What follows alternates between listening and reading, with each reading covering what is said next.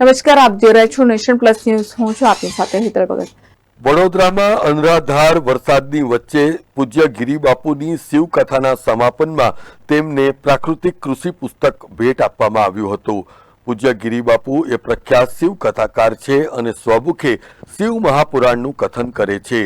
પૂજ્ય ગિરિબાપુએ અત્યાર સુધી 700 કરતાં પણ વધારે કથાઓનું પઠન કર્યું છે અને હજી પણ આ સેવા યજ્ઞ અવિરત ચાલુ છે.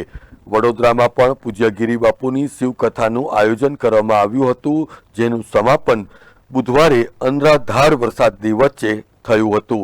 ત્યારે વિશ્વની પ્રથમ અને ગુજરાત પ્રાકૃતિક કૃષિ વિજ્ઞાન વિશ્વવિદ્યાલયના ચાન્સેલર રાજ્યપાલ આચાર્ય દેવવ્રત દ્વારા પ્રાકૃતિક કૃષિ પુસ્તક એમને ભેટ આપવામાં આવ્યું હતું.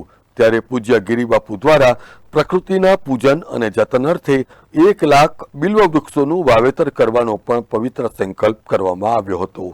Bureau report, nation plus news, Vadodara.